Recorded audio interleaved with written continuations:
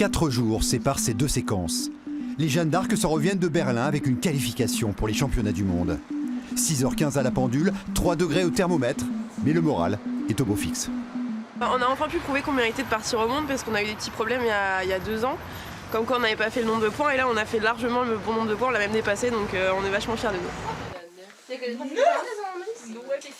Chaque matin d'entraînement obéit au même rituel. Quand tout le monde a mis la tunique. Tunique, compote, mouchoir, Karine veille à tous ces petits détails. Mais son rôle va bien au-delà. Il faut que les filles soient en cohésion, il faut que l'ensemble de l'équipe se connaisse soi-même et connaisse les autres membres pour pouvoir jouer la solidarité, avoir du plaisir ensemble et être généreux pour pouvoir leur donner au public sur la glace. Il faut se lever tôt et s'entraîner dur pour regarder vers l'excellence. Les Jeanne d'Arc passent 12 à 13 heures sur la glace chaque semaine. Toutes ces jeunes filles sont des sportives de haut niveau. Pour preuve, la présence d'un préparateur physique à leur côté depuis plus d'1 an. Rien n'est donc laissé au hasard, surtout avec Anne-Sophie Druet. Depuis 2000, elle a entraîné une bonne centaine de patineuses, avec toujours cette même exigence. Patinez avec votre cœur, mais regardez-les. Quand je te dis je t'aime, je te regarde puis j'y vais vers toi. Son dernier outil, la vidéo. Le rôle des extérieurs, c'est le déplacement. Et le maintien des angles que vous êtes en train de donner. On fait un sport de précision. Precision skating, c'est vraiment ça. En anglais, c'est vraiment ça. Donc, oui, parfois, ça les saoule, mais on n'est pas dans l'individuel. On est dans un groupe qui doit faire la même chose à 16.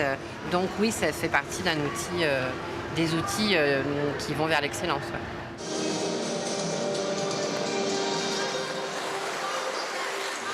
Invariablement, les JDA récitent leur gamme. Dans le rôle de meneuse de revue, Héloïse, la capitaine de l'équipe.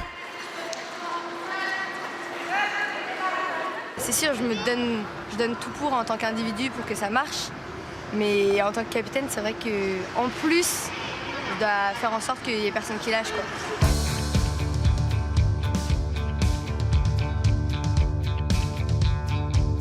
Limite d'âge, études, chaque année, les Jeanne d'Arc modifient 20% de leur effectif. Les filles passent, mais la cohésion demeure. Un renouvellement tout en douceur qui donne lieu à de belles histoires, comme ces 2 sœurs d'origine vénézuélienne qui ont intégré l'équipe. On a beaucoup de familles là-bas et puis ils connaissent pas trop ces disciplines, ils ont jamais vraiment vu. Du coup ça les impressionne que 2 filles de pays chauds soient patinent en championnat du monde. À Berlin, seule Valéria a disputé la compétition avec une belle réussite, puisque les Jeanne d'Arc ont réalisé le meilleur total de leur histoire, 117 points avec une 5e place à la clé. La prochaine French Cup pourrait confirmer leur ascension. C'est la première fois qu'on va faire une French Cup sereine. Voilà, on va pas chercher la qualif c'est joué, c'est fait. Maintenant on passe à autre chose, ça veut dire que dans le projet sportif d'il y a 6 ans, il fallait monter d'une marche au niveau international. Donc on va essayer de monter cette marche et d'atteindre les 120 points, ça serait vraiment bien. La French Cup, dernier grand test avant les championnats du monde à Zagreb en mars prochain.